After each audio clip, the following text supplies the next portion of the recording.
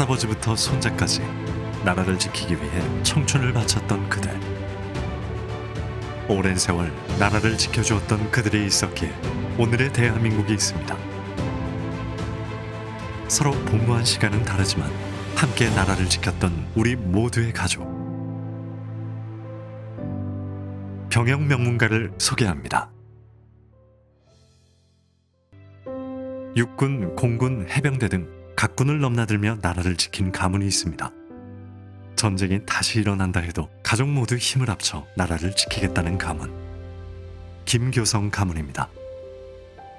1950년 김교성님의 아버지인 김다리님은 결혼한 지 얼마 안 된 상태에서 6.25 전쟁에 참전하였습니다.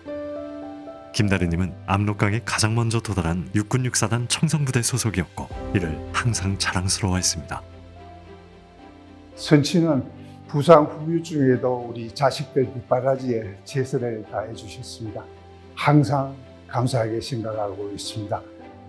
무엇보다 건강한 신체와 건전한 정신을 물려주신 덕분에 병영명문가로 선정될 수 있었다고 자부합니다. 선친은 우리 가족의 영웅이십니다. 육사단 수색대대에서 복무했습니다. 팔도 사나이들이 모인 자리에서 다양성을 체험했고 인내심을 키울 수 있었습니다. 당시 군 복무 경험은 저희 31년 언론인 생활에 큰 도움이 되었습니다. 네 형제분은 철책사단과 공수부대 등 강도 높은 부대에서 복무하였습니다. 병영 명문가로 선정되었을 때 가문의 명예를 조금이나마 높였다는 점에서 영광으로 생각합니다. 대학 진로를 결정할 때 아버지께서 군사학과라는 곳이 있다고 추천해 주셨습니다. 졸업과 동시에 장교로 인강하는 제도인데 이때 군복을 입은 군인들이 멋있다는 그 이유만으로 자연스럽게 입학하게 되었습니다. 포기하지 않고 끝까지 해내려는 정신을 갖는 습관을 갖게 되었습니다. 그 어떤 어려움이 다가와도 포기하지 않고 이겨낸 가문이 있습니다.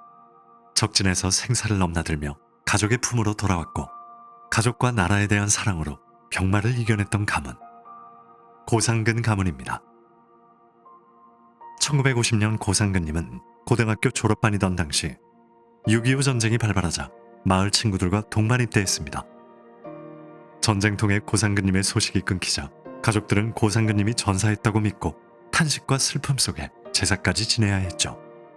다행히 고상근님은 포로 송환으로 귀환했지만 대부분의 동료들이 전사하거나 부상을 입은 채 귀향하는 처지라 마냥 기뻐할 수만은 없었습니다.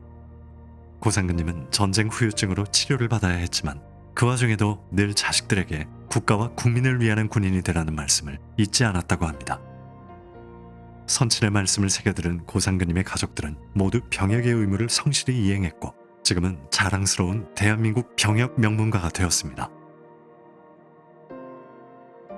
전국을 다니면서 항공기 사고 처리 조사위원으로 활동을 하면서 실제로 이제 거의 24대 휴무 없이 근무를 하게 되었습니다. 그런 와중에 제가 이제 갑자기 위암이라는 진찰을 받고 난 뒤에 굉장히 위급한 상황이 있었는데 제 눈에 들어온 것이 저희 그 부대원들이었습니다. 말을 못하고 문입구에서 그냥 눈물만 흘리는 것을 보고 일어서야 되겠다. 제가 36년간 군생활을 하면서 얻은 것은 제 인생에서 가장 값진 것이라고 생각합니다. 최고의 항공경비사의 타이틀을 가지고 되었습니다. 저희 가문은 저를 포함해서 병역을 성실하게 이행을 했고 제가 IT에 해외 파병 갔다 왔습니다. IT에서 이제 대지진이 일어나고 제가 파병이 됐을 때는 아주 나라가 어려웠습니다. 특히 시민들의 눈에 희망이라는 게 없었거든요. IT 국민들을 위해서 어떤 희망을 우리가 줄 수 있을까라는 고민을 했을 때 태권도 교실을 한번 열어서 희망을 주고 그리고 도전을 주고 메시지를 준다면 그들에게 조금 더 다시 일어날 수 있는 희망이 되지 않을까라는 취지로 태권도 교실을 운영하게 됐습니다.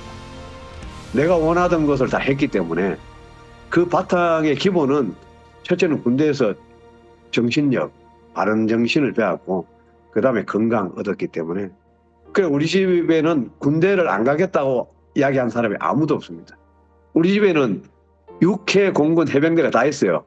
그래서 막 그런 부분 자랑스럽습니다. 평소 가족 모임을 통해 변치 않는 가족 사랑을 보여주는 가문이 있습니다. 가족에 대한 사랑은 물론 병역 이행에 대한 자부심도 잊지 않은 가문. 허열 가문입니다. 6.25 전쟁 당시 허열님의 고향에서는 총격전이 자주 일어났다고 합니다. 이미 세 아이의 아버지였던 허열님은 집안의 유일한 아들이라 군대에 가지 않아도 되는 상황이었죠. 하지만 눈에 보이는 나라의 고통을 외면할 수 없던 허열님은 자원 입대해 인생의 황금기를 전쟁터에서 보냈습니다. 전쟁이 끝난 후 무사히 가족의 품으로 돌아온 허열님은 또 전쟁이 일어난다 해도 다시 입대해 나라를 지키겠다고 했습니다.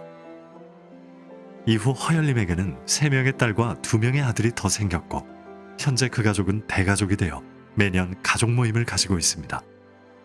비록 지금 허열님은 세상에 안 계시지만 허열님의 나라를 지키려는 마음과 가족 사랑은 손주들의 마음속에 영원히 기억될 것입니다. 저희 큰형님, 작은형님은 베트남 전쟁에 참전을 했습니다. 그 기간이 한 2년 5개월 정도 이제 소요됐는데요. 정말 고생도 많이 했고 건강한 몸으로 돌아왔습니다. 그리고 이제 더더군다나 셋째 형님까지 지원을 했었습니다. 월남 전쟁에. 우리 자식들 월남으로 둘이나 안 갔는가요? 그래도 내가 밑에 놈들을 보고 남자들은 군대를 가야 한다. 둘이 월남가 있을 때게 그 생각을 하면 내가 지금 말도 안 나오네요. 내가 손자들 보고 군대는 꼭 가야 한다. 남자는 가야 한다. 너희들이 안 가면 나라는 어쩔 것이냐. 그러고 내가 그래갖고 마지막 갔다 온 게는 너무 그냥 기쁘대요. 대병전 나갔다가 한 6시쯤에 돌아왔거든요. 근데 이제 부대 옆에 주민분이 이제 쓰레기를 태우다가 이제 산불이 났어요. 이제 산불이 꺼지고 나니까 이제 너무 깜깜한 거예요. 내려오다가 낭떠러지 같은데 떨어졌는데 골절이 된 거예요. 그렇게 다치게 됐어요. 이제 몸도 전복을 이거 회복 빨리 되나 싶었는데 완치되는 것처럼 다 낫질 않더라고요. 1대부터 3대까지 한 명도 빠지지 않고 이제 병역을 다 마쳤다는 거에 대해서 그 자부심도 있고요. 허열 가문의 아들로 태어나고 또 허열 가문의 일원, 가족으로 생활한다는 것에 대해서 너무나 자랑스럽습니다. 땅이 크고 사람이 많은 나라가 큰 나라가 아니고 위대한 인물이 많은 나라가 위대한 나라가 되는 것이다. 평화와 자유가 함께하는 대한민국. 오늘날 우리가 누리는 평화는 1대부터 3대까지 청춘을 바쳐 나라를 지킨 병역 명문가가 있었기에 가능했습니다. 병무청에서는 병역 명문가에 대한 선양과 예우를 위한 제도 마련에 늘 최선을 다하고 있습니다. 대한민국은 병역 명문가의 헌신에 감사드립니다. 서로 다른 시간 나라를 함께 지켰던 그들은 우리 모두의 가족. 대한민국 병역 명문가입니다.